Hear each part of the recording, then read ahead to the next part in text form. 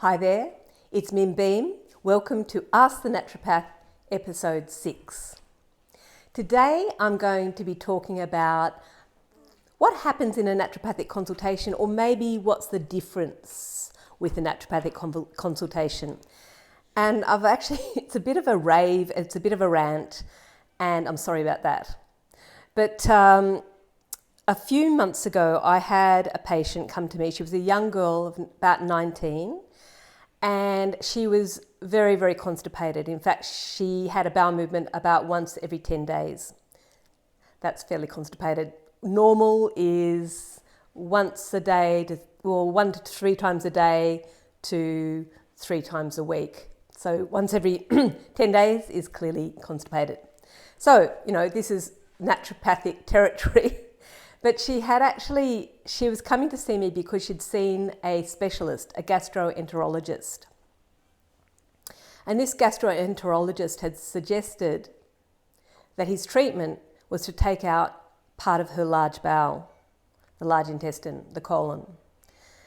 And I know the logic of this. You're taking out some of the tube, and so you're going to reduce the transit time, and therefore you're less likely to be constipated. But I've been told I don't have a poker face, and I'm sure my surprise was there for the poor girls to see. But it was just like, that's a fairly drastic treatment for constipation, I thought. As it happened, this girl had a problem with gluten, and I know that's a very naturopathic thing to say, but it was the case. And so now she's happily going to the toilet once a day and hasn't had the need to have her colon or part of her colon removed. So I guess that I'm certainly not bagging. I love working with GPs and specialists if they let me work with them.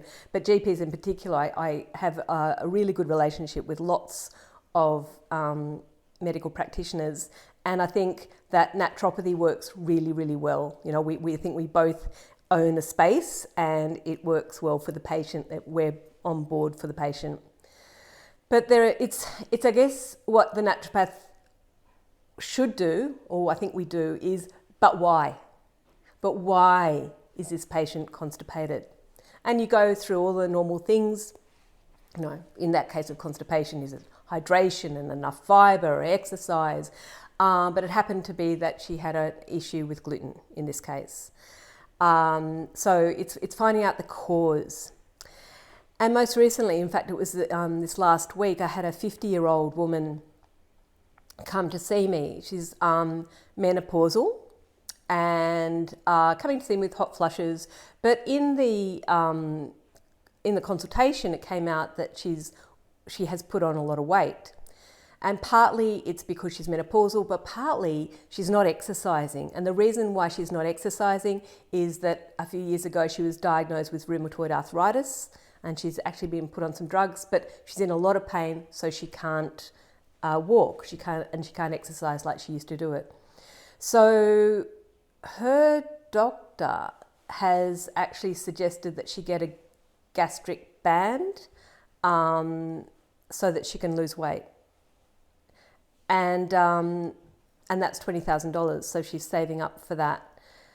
I was, I don't know, it just makes me feel sad, actually, that that's going to, have its own ramifications, and it's not really dealing with the cause. So, if it's menopause, if it's the pain of the arthritis, can we not try some things there so that then she's able to exercise, or maybe look at different kind of exercise? So no one had suggested to her about water-based exercise, and also the pain of her joints. So I guess, and I'm as I said, I've just had my first consultation, so I'm yet to really delve down and find out alternatives and treatments for this woman. But I did, I wasn't going to say that's totally ridiculous about the gastric band, but I just said, I wonder if there's some alternatives. And so finding out the why something's happening